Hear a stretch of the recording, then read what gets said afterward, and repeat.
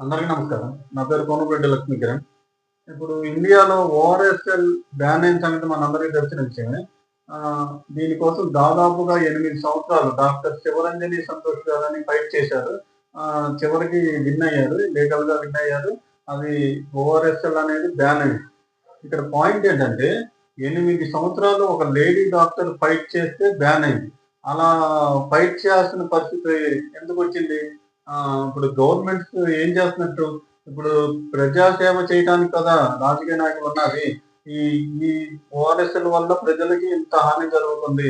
ఇది మంచిది కాదు. అలాగే ఫుడ్ సేఫ్టీ అవనివ్వండి, మన కల్తీ ఎందులో అయినా సరే కల్తీ జరుగుతుంది కదా! ఇవన్నీ అరికట్టాల్సిన బాధ్యత ప్రభుత్వానికి ఉంది కదా! ప్రభుత్వానికి రెస్పాన్సిబిలిటీ ఉంది కదా! అయినా సరే ప్రజలే మాకిదొద్దు అని ఫైట్ చేయాల్సిన పరిస్థితి ఎందుకొచ్చింది? ఇప్పుడు ఇలా ఎందుకొచ్చిందంటే, ఇప్పుడు మనలో మనం ఇప్పుడు సపోజ్ నేను పవన్ కళ్యాణ్ గారి గురించి ఏమన్నా మాట్లాడాననుకుందాం. నువ్వు వైసీపీ అంటారు. నేను వైసీపీ గురించి ఏమన్నా మాట్లాడాననుకుందాం. నువ్వు టీడీపీ కూటమి తరపున మాట్లాడుతున్నావు అంటారు.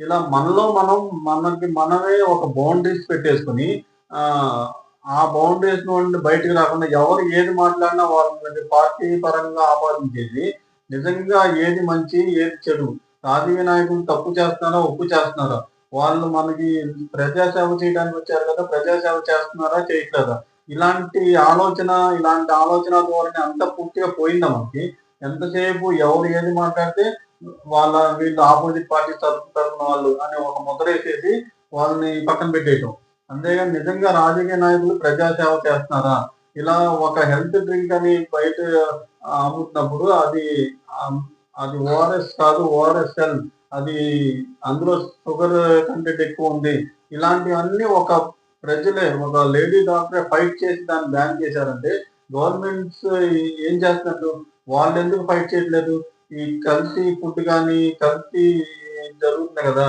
ఇవన్నీ అరికట్టడానికి ప్రభుత్వాలు ఎలాంటి స్టెప్స్ తీసుకుంటున్నాయి ఇవన్నీ ఒకసారి ఆలోచించండి అందరూ నమస్కారం